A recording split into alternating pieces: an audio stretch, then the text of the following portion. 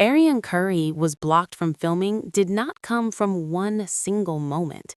It came from a long trail of behavior, patterns, and choices that made her presence on the show more of a problem than a benefit. When people ask why she was never fully welcomed onto the series, the answer is not about jealousy, insecurity, or fear. It is about risk. It is about control, and it is about protecting a structure that was already fragile. Ariane was not blocked because she brought too much value. She was blocked because she brought too much chaos, and not the kind that builds storylines, but the kind that breaks them. When viewers say they do not want Ariane on the show, they are not being dramatic. They are reacting to what they have already seen and heard over the years.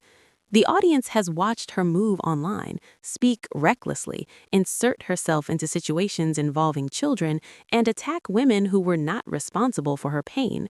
Reality television thrives on tension, but it also depends on balance. Once someone becomes unpredictable in a way that threatens cast safety, legal standing, or production control, the door quietly closes. That is exactly what happened here. Many people believe the Scotts and other cast members placed clauses in their contracts to prevent her from filming. That idea did not come from nowhere. Contracts exist to protect the show, the network, and the cast. If someone is known for explosive behavior, boundary violations, or statements that could trigger lawsuits, producers do not gamble. They shut it down early. It is not personal, it is business. And Ariane's history made her a liability, not an asset.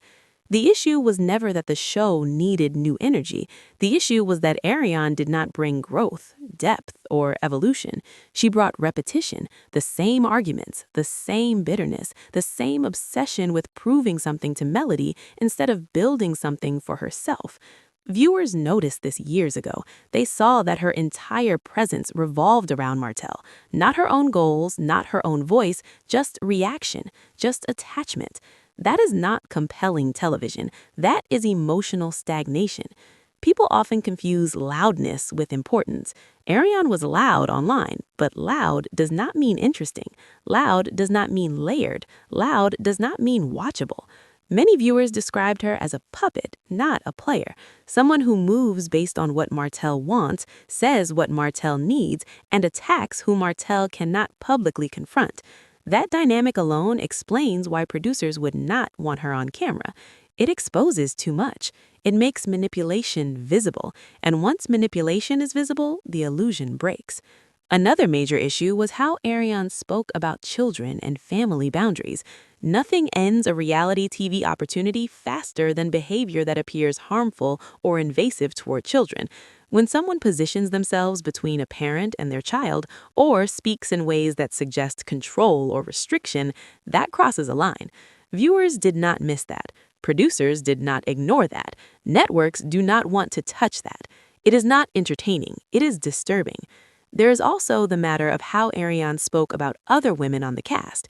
Kimmy, Tisha, Melody, and others were not just co-stars. They were established figures with years invested in the show.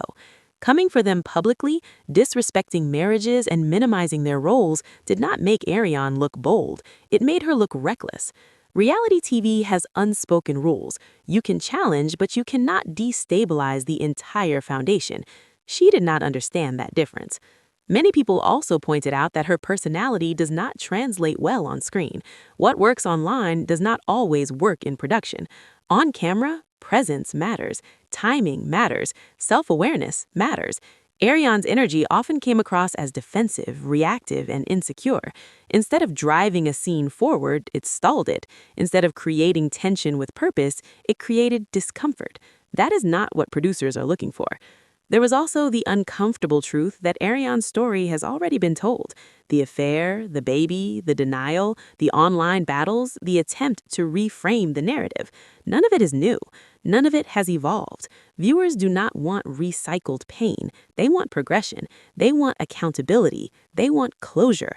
Ariane never offered that. She offered resentment and repetition. The idea that bringing her on would make Melody look like the villain was another major concern that would have required rewriting years of documented behavior, timelines, and receipts. Audiences today are smarter than that. They remember what they saw. They remember what was said. Producers know better than to insult viewer intelligence. Trying to force that angle would have backfired badly. Another factor that cannot be ignored is Martell himself. His behavior already strained the show. Adding Arionne into that mix would have amplified the worst parts of his image. More conflict, more denial, more deflection, less growth, less accountability. That would not have saved the show. It would have dragged it further down. Many viewers openly said they do not want another love and hip-hop situation. They are tired of side relationships being glorified. They are tired of mess without meaning. They are tired of chaos without resolution. Love and Marriage Huntsville was built on aspirational messaging. Even when it fell short, that was still the framework. Arionne's presence did not align with that at all. There's also a deeper psychological layer that viewers picked up on. People described the relationship between Arionne and Martell as codependent, unhealthy, and controlling. Words like possession, manipulation, and love bombing came up repeatedly. When an audience collectively uses that language, it signals discomfort. Networks pay attention to that. They do not want to be accused of promoting toxic dynamics without context or critique. Arionne often framed herself as the victim while simultaneously attacking others. That contradiction made it hard for viewers to empathize. Victimhood without accountability rarely lands well, especially when the audience has seen years of behavior that contradicts the narrative being pushed. Another issue was honesty. Viewers did not trust what would be shown. They believed scenes would be staged, stories would be edited to protect Martell, and truth would be avoided. Once trust is gone, there is no show. Reality TV relies on perceived authenticity. Arionne's presence threatened that perception. When people say the show is on life support, they are not wrong. Ratings matter. Engagement matters. Viewer fatigue is real. Adding someone widely disliked does not revive a show. It accelerates its decline. Producers know this. They analyzed data, not feelings, and the data around Arionne was clear. The comparison to a circus was harsh, but it reflected how many viewers felt. They did not want another clown. They wanted substance. They wanted maturity. They wanted evolution. Arionne represented regression. The situation also exposed how differently women are judged.